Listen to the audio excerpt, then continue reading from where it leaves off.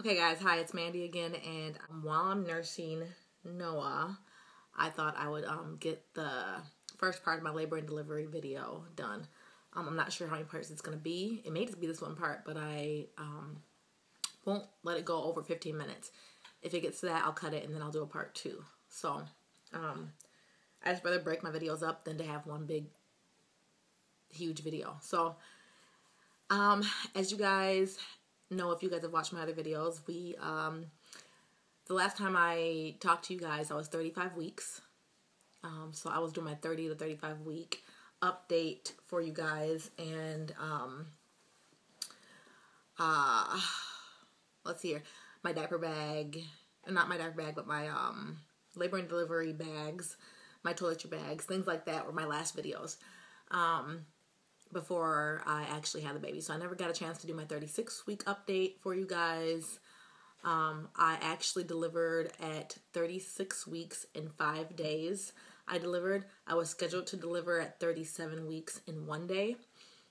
Due to a liver issue that I had going on. I was supposed to deliver January 17th because of that. I had cholestasis, which is a liver condition that you can develop while you're pregnant. It causes severe itching, usually of the feet and hands, and that can spread to your legs and things like that. And it's just extra bile salts, excessive amounts of bile salts. I can't really explain it, but it's not good for the babies. So, as soon as we figured out that I had that, I got put on meds, and my doctor gave me 10 days to deliver after I was put on those meds. So that's how we got the date of January 17th, that we were gonna either induce me or I was going to have a C-section. So, yeah, it's all types of stuff. It was pending on, it was scheduled the 17th for a C-section. If I'd came in that date and baby B, which is Isaiah, my son, was head down, we would have went with an induction. If we came in and had an ultrasound that day and he was feet down, the C-section would be actually already scheduled and ready to go. So that was pending on the position of Isaiah, baby B, when we got to the hospital that day. So at 36 weeks in 5 days, which was before that, was January 14th actually. So 3 days before we were scheduled to actually go in, I went in for what would have been my 37-week update, or my 37-week appointment, sorry. An appointment to go in just before the scheduled January 17th, just to make sure everything was okay, have my 37-week measurements, my update, go in, see what's going on, just to see one more time before we had everything going on. So I went in that day, and my blood pressure was high. So I started talking to the doctor, and he said, we're going to have you check it again before you leave, because if it's any higher, if it hasn't gone down any, I need you to go into labor and delivery at the hospital and have your blood pressure monitored for a couple hours to see if it stabilizes or if it stays high. So I was a little bit nervous, needless to say. I didn't plan on having my twins that day.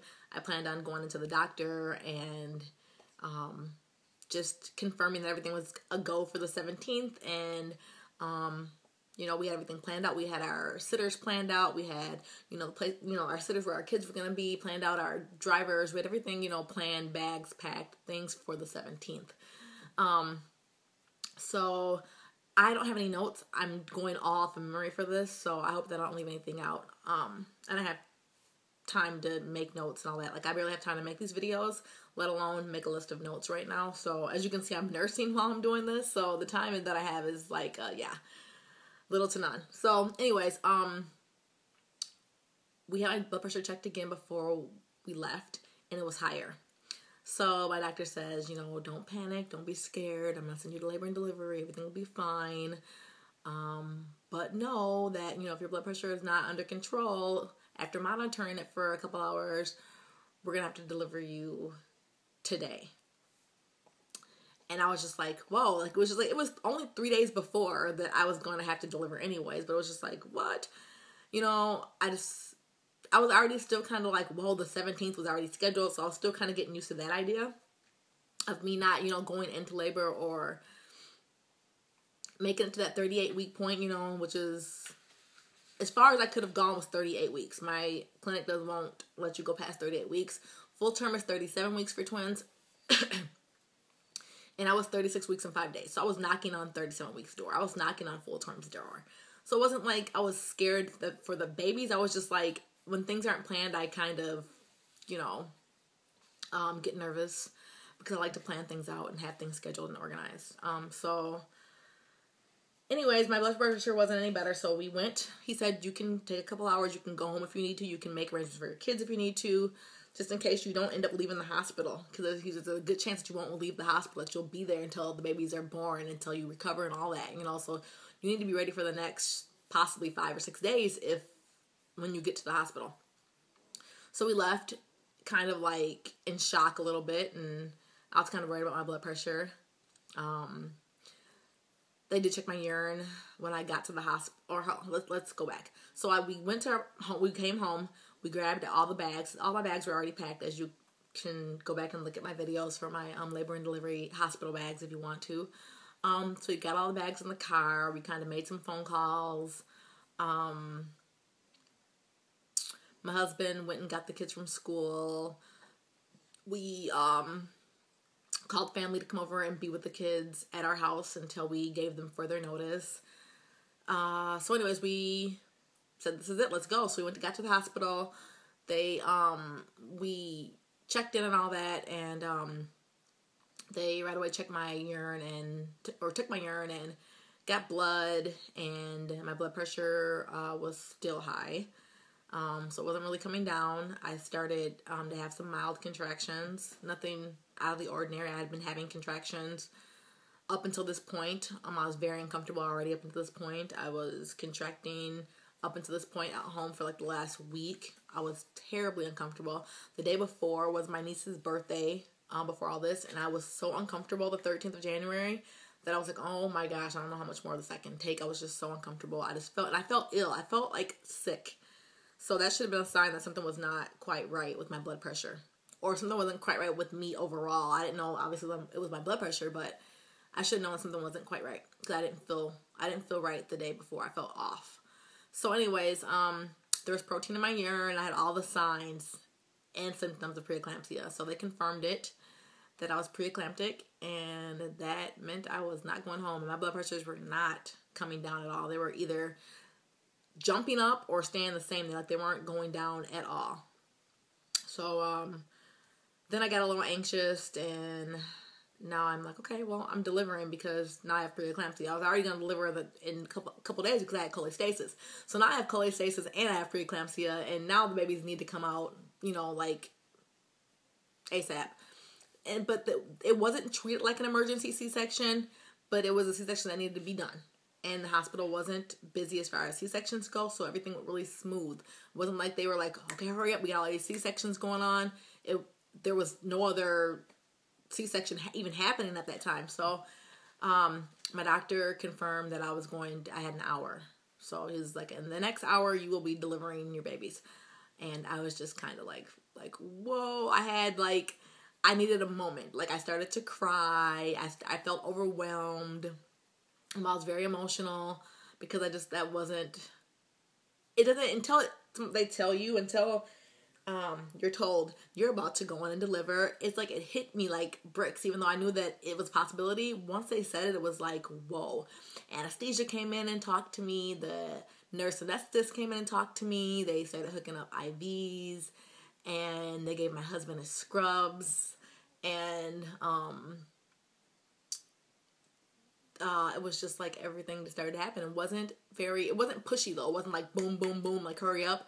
I didn't have time to think. It was just like, oh, this is happening. Lots of questions were asked and things like that. It was just kind of crazy that it was happening. So I had a wheelchair down to the OR, and they just asked me, a lot of basic questions, and I was answering the best I could, and I had major anxiety. I had terrible anxiety.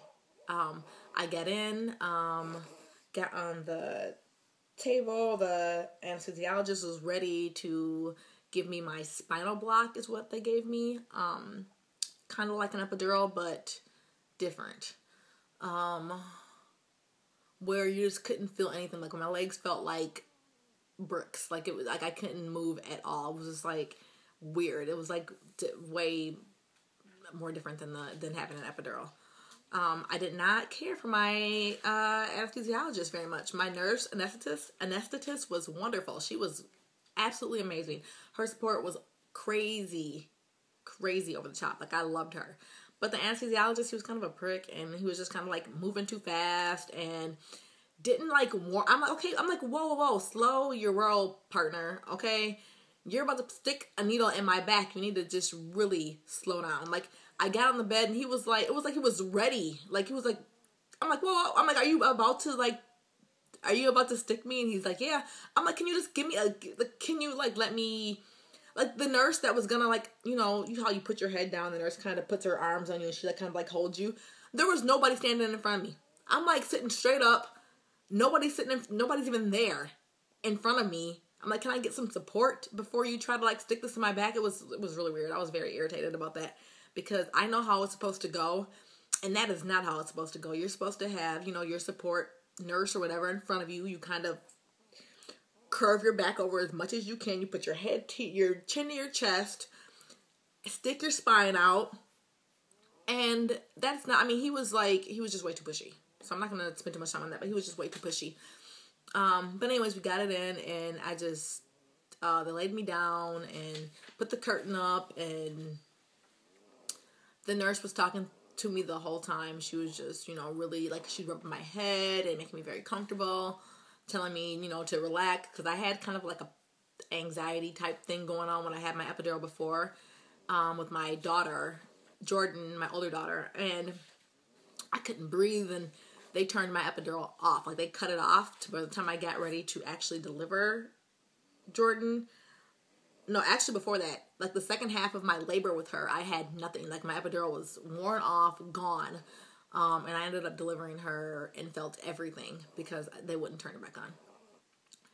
So I told her that, and she was just like, you know, just try not to panic, try to take deep breaths, just really, really breathe when you feel like something's coming on. And she was just talking to me, trying to talk me through it. Finally, my husband came in, and they made sure I was all numb. They did their timeout. They did all the checks to make sure everybody's on the same board, which I was happy about, and got going. They got going. So we're at January 14th, 8:13 p.m. Finally, after hearing lots of suction, smelling lots of icky stuff, here.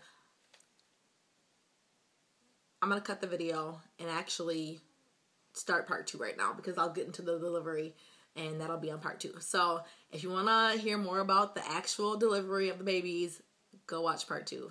Thanks, guys.